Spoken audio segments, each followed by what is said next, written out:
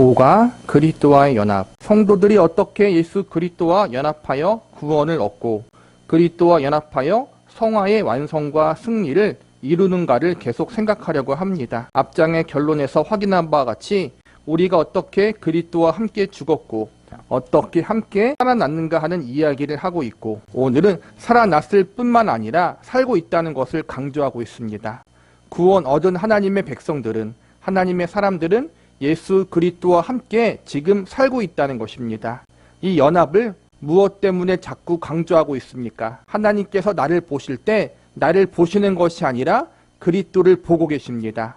나를 나의 가치나 나의 조건으로 대접하시는 것이 아니라 성자 하나님과 성부 하나님과의 관계로서 나를 취급하시기 때문에 그리스도께서 나의 의가 되셨다고 말씀할 수 있습니다. 그리스도와의 연합은 우리의 신실한 복종과 거룩한 삶을 통해서 주어지는 특권이 아닙니다. 우리의 신실함이나 거룩함에 대한 보상도 아닙니다. 선행에 대한 대가도 아닙니다. 그리스도와의 연합은 처음 거듭나서 거룩한 상태에 들어간 모든 신자에게 주어지는 특권입니다.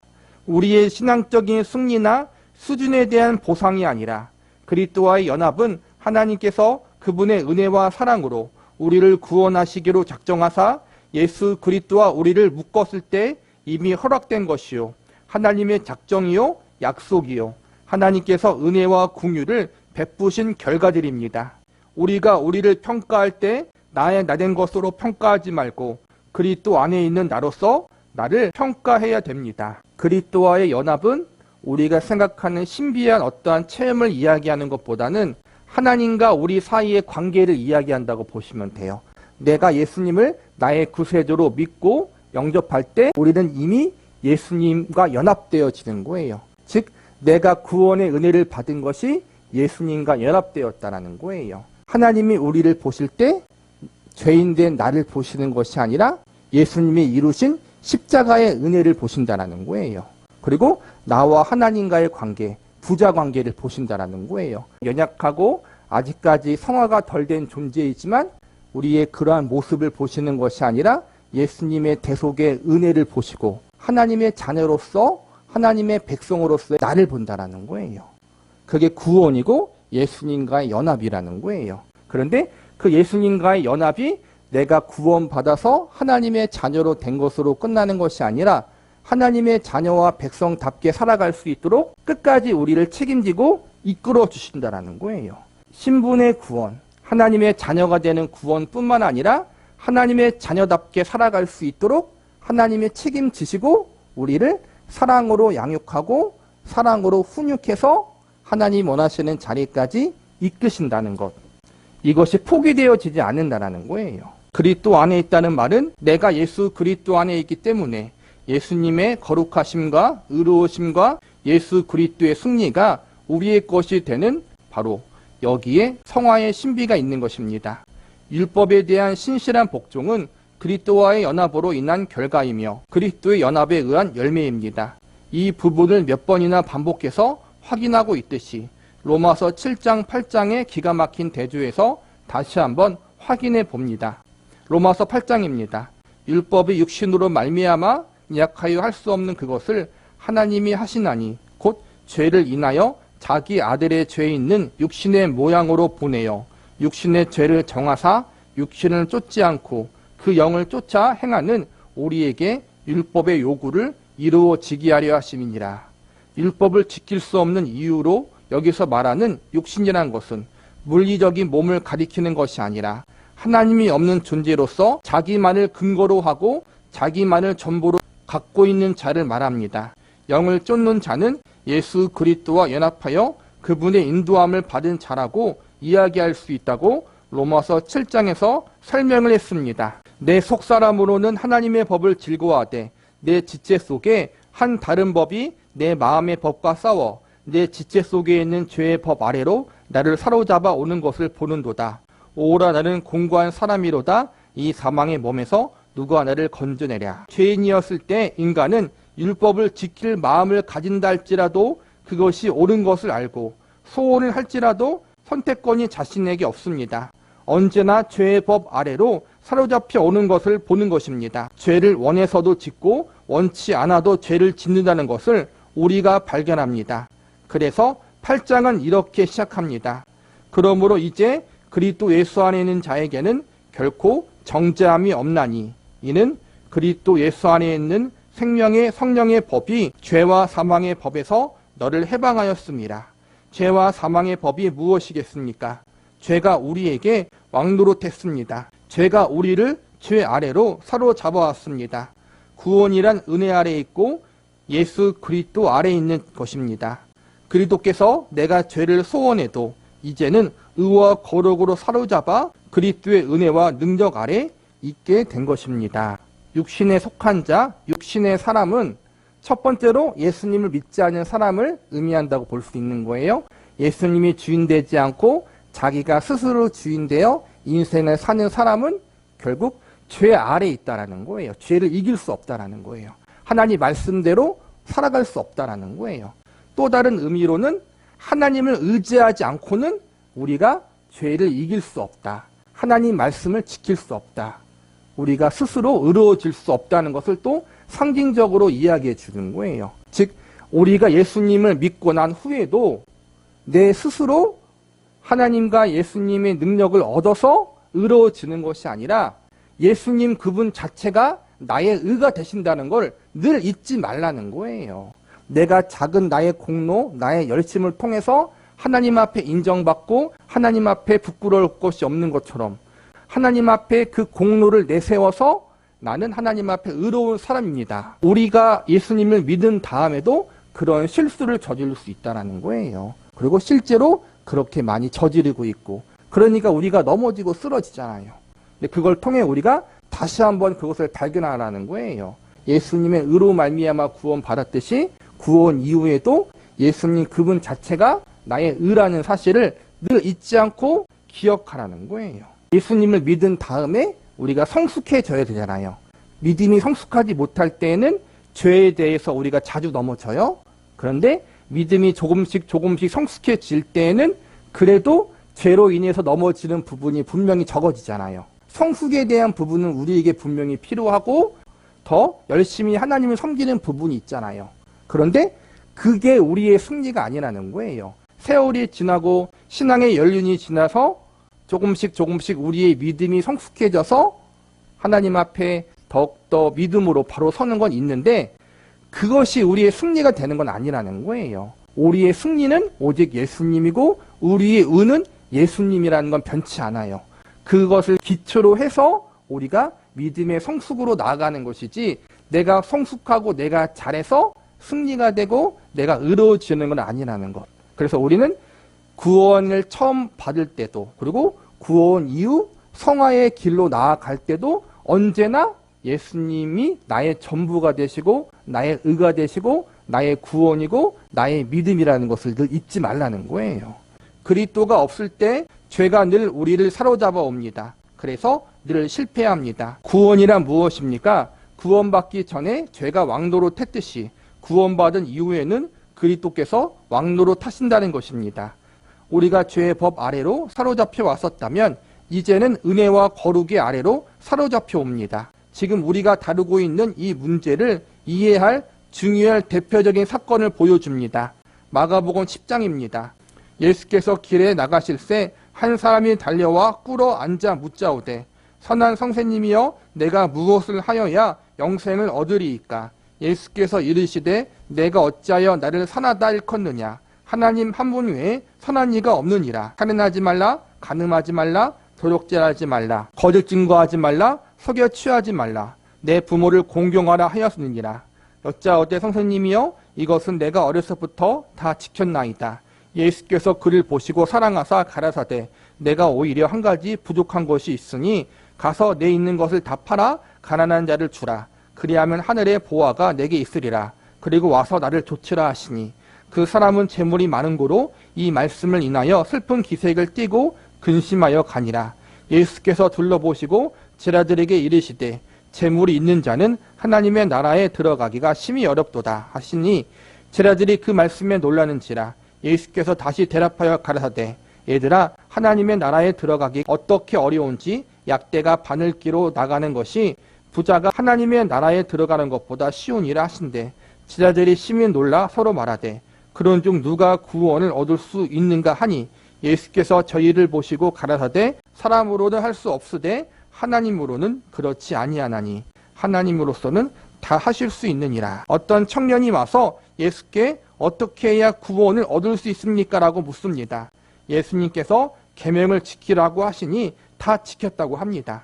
그러면 내 재산을 팔아 가난한 자에게 주고 나를 좇으라고 하시자 못했습니다. 이 사건의 오해의 소지가 많아서 부자는 천국에 못 가고 이웃을 돕는 것이 최선의 계명이라는 식으로 오해되고 있는 본문이 되었습니다. 그러나 이 본문의 내용은 아주 중요한 의도가 있습니다. 예수님께서 천국 가는 방법, 구원을 얻는 조건 같은 것을 제시하시려고 대답을 하신 것이 아니라 질문에 틀린 것을 대답하고 계신 것을 알아야 됩니다. 그것은 내가 무엇을 하여야 영생을 얻으리이까입니다. 우리가 구원을 얻은 일의 조건과 자격을 제시할 수 있다고 믿고 있기 때문에 나온 질문입니다. 예수님께서 계명을 다 지키라고 하셨을 때 다 지켰다고 대답했습니다. 내 재산을 팔아 가난한 이웃에게 주라고 하셨을 때 청년은 못했습니다. 재물이 아까워서 재물만은 포기하지 못했다는 이야기가 아니라 계명의 핵심은 하나님을 사랑하고 이웃을 사랑하라입니다. 즉 내 이웃을 내 몸과 같이 사랑하라입니다. 지금 이 청년의 문제는 율법을 지킬 수 있다고 믿는 것입니다. 구원을 얻은 것도 자기가 노력하고 조건을 만족시켜서 얻을 수 있다고 생각했을 때 예수님께서 그러면 해봐라입니다. 이 말씀은 인간이 계명을 지킬 수 없다는 것을 보여주려는 것입니다. 예수 그리스도 없이는 죄인된 모든 자연인은 죄의 종이기 때문에 거룩한 하나님의 요구를 따라갈 수 없고 소원한다 할지라도 이룰 수 없는 이유가 죄가 우리의 주인으로서 우리를 낚아채가는 탓입니다. 율법을 지킨다는 건 하나님 말씀을 지킨다는 거잖아요. 한 청년이 예수님 앞에 나와서 어떻게 해야 구원받을 수 있습니까? 라고 하니까 부모를 공경하라, 거짓말하지 마라, 이런 식으로 십계명을 지키라고 하니까 그 청년이 저는 다 어릴 때부터 지키고 있습니까? 그러는 거예요. 예수님이 뭐라 그러냐면은 너가 가진 것을 팔아서 가난한 자에게 주고 나를 쫓으라 하니까 청년이 그걸 못했어요. 이 말씀의 중요한 의미는 청년 자신은 자기가 하나님의 말씀, 율법, 이것을 지키고 있다라고 믿고 있었다는 거예요. 나는 어릴 때부터 하나님 말씀을 잘 지키고 있는 의인이었다라고 착각하고 있었던 거예요. 예수님은 그걸 깨버리는 거예요. 너가 어릴 때부터 하나님 말씀을 온전히 다 지켰다고 생각하는데 그거는 너의 기준이지 하나님의 기준, 예수님의 기준으로 볼 때에는 너는 하나님 말씀을 온전히 지키며 살지 못했어. 너는 죄인이야. 그걸 알려주고 있다는 거예요. 하나님을 사랑하고 이웃을 사랑하라. 그게 십계명의 요약본이고 구약 말씀의 요약이잖아요. 근데 거기에 모든 사람이 다 넘어질 수밖에 없다는 거예요. 하나님을 사랑하라. 나는 하나님을 사랑하고 있는데 그 기준은 내 기준이지 하나님이 보시고 예수님이 보실 때는 하나님을 사랑하는 기준이 참 미치지 못하는 것이고 이웃도 마찬가지예요. 이웃을 내 몸과 같이 사랑하라고 했는데 우리는 그렇게 살지 못하잖아요.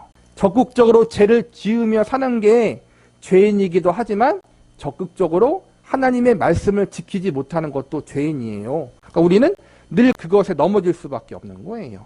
하나님을 사랑하고 이웃을 사랑하는 것. 우리가 그것을 하지 못하고 살아가는 것도 하나님 말씀을 지키지 못하는 것이니까 죄를 짓고 있는 거거든요.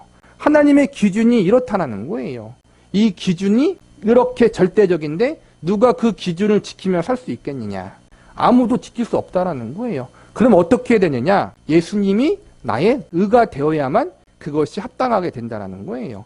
내가 지켜서 구원받는 것이 아니라 예수님 그분 자체가 나의 의가 되기 때문에 그것이 구원이고 그것이 하나님 보실 때 내가 율법을 지키는 것과 동일하게 보신다는 거예요.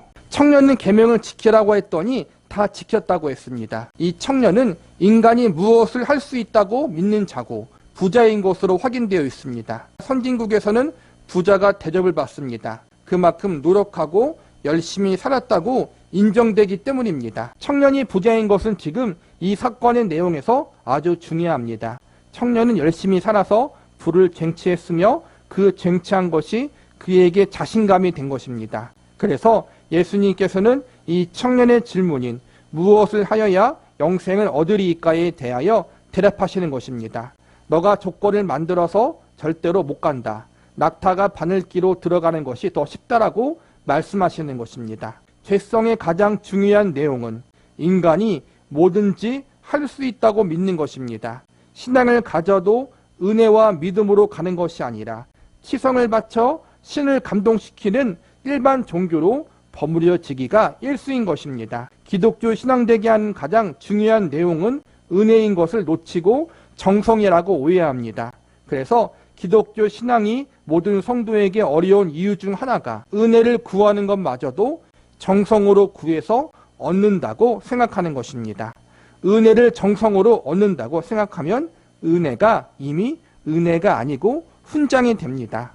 간단한 듯 싶은 이 원리가 그렇게도 우리에게는 어렵습니다. 은혜는 아무런 대가 없이 주어지는 하나님의 호의잖아요. 하나님의 자비와 긍휼이잖아요. 대가가 없으니까 은혜예요. 그런데 우리는 그 대가 없이 주어지는 은혜조차도 우리의 열심과 우리의 공로와 우리의 치성으로 얻으려고 하는 죄악된 본성이 있다는 거예요. 당연히 하나님 앞에 충성해야 되고 당연히 순종해야 되고 당연히 생명을 바쳐야 되고 우리의 모든 걸 하나님 앞에 드리는 게 맞아요. 그런데 그걸 통해서 더 큰 은혜를 받으려고 하는 것이 우리의 죄인된 인간이라는 거예요. 어떠한 것을 해서 하나님 앞에 인정을 받고 싶어 한다는 거예요. 그것이 우리의 공로가 되려고 한다는 거예요. 이 부자 청년은 자기가 부자인 것과 하나님 말씀을 나름대로 잘 지키는 것이 그의 열심이었고 공로였고 자신감이었어요. 그런데 예수님이 보실 때는 그것은 아무것도 소용이 없다라는 거예요. 오로지 하나님의 은혜가 우리에게 필요하고 예수님 그분 자체가 우리의 중심이 되어야 되고 우리의 의가 되어야 된다. 우리의 전부가 되어져야 하는데 그렇지 못했다는 거예요. 우리는 문제를 해결할 능력이 없습니다. 이것을 꼭 기억해야 됩니다. 그래서 우리에게 필요한 것은 능력이 아니고 은혜입니다. 은혜가 우리의 모든 것의 전제가 되어져야 된다는 거예요. 예수님을 영접한 다음에도 나름 열심히 믿음대로 살려고 하는 우리 열심적인 부분이 분명히 있어요. 주의를 지키려고 하고 공적인 예배에 빠지지 않으려고 하고 기도하려고 하고 말씀 보려고 하고 또 그렇게 살려고 하는데 그렇게 살지 못하는 우리의 부족한 모습 때문에 또 늘 죄송스럽고 그런 부분들이 우리에게 있지만 그것을 통해서 하나님께 무언가 얻어내려고 하는 건 아니잖아요. 그렇죠? 은혜가 전제되어야 되고 은혜가 중심이 되어야 된다는 거예요. 우리에게 필요한 건 능력보다는 정말 하나님의 은혜, 예수님의 은혜라는 거예요. 은혜로 살아가는 거잖아요. 능력으로 살아가는 것이 아니라. 죄를 이기는 것도 능력이 필요한 것이 아니라 은혜가 필요한 것입니다. 여기가 성화에 있어서 신앙생활의 가장 중요한 기독교 신앙을 이해하는 중요한 분기점입니다. 죄를 이길 신앙의 승리를 쟁취할 능력을 달라고 하지 말고 은혜를 달라고 하십시오. 그러면 하나님께서 은혜를 이미 주셨다고 하실 것입니다. 이미 예수님을 믿은 것입니다. 예수님 안에 있음으로써 예수님께서는 우리에게 구원이시고 승리이시고 지혜이시고 모든 것입니다. 은혜를 구한다는 것, 그 은혜라는 것이 어떠한 공로로 주어지는 것이 아니라 예수님의 십자가의 은혜와 그분의 십자가의 공로로 말미암아 우리에게 주어지는 것, 그것이 은혜이고 구원인 거예요. 그리고 구원받은 이후에도 우리가 은혜로 살아간다라고 자주 고백해요. 우리는 능력을 받아서 신앙생활을 승리하는 것이 아니라 예수님 그분 자체가 은혜고 예수님 그분 자체가 우리의 승리라고 해요. 그러면은 아무것도 우리가 안 하는 것이 아니냐 그렇게 말할 수 있지만 우리의 삶을 돌아보건대 구원받은 다음부터 하나님이 우리를 얼마나 사랑으로 훈계하시는지 여러분이 경험했잖아요. 하나님은 우리를 절대 가만히 안 놔둬요. 우리를 사랑으로 채찍질하시고 사랑으로 훈계하시고 사랑으로 양육하신다는 거예요. 이 사랑이라는 것은 성경에 채찍이라고 말하는 것처럼 때로는 아프고 고통스럽고 연단하시고 훈련하신다는 거예요. 하나님의 은혜를 말하는 건 우리에게 방임을 하거나 아무것도 안 하는 것이 아니라 하나님이 그만큼의 열심을 갖고 우리를 연단하시고 훈련하시고 훈계하시고 이끌어 가신다는 거예요. 그래서 믿는 성도의 삶은 힘들잖아요. 하나님이 꼭 고난을 주신다는 거예요. 고난을 통해서 나의 형편없음을 늘 깨닫게 하시고 하나님의 은혜를 붙들면서 믿음으로 나아갈 수 있도록 우리의 삶을 그렇게 이끄신다는 거예요. 우리의 공로나 열심이 우리의 삶과 신앙생활의 중심이 되어서는 안 된다. 예수님이 중심이 되시고 하나님이 중심이 되어서 늘 겸손한 마음을 갖고 예수님 그분을 의지하는 믿음을 갖고 그분의 은혜를 붙잡는 믿음을 가지고 우리가 나아가야 한다.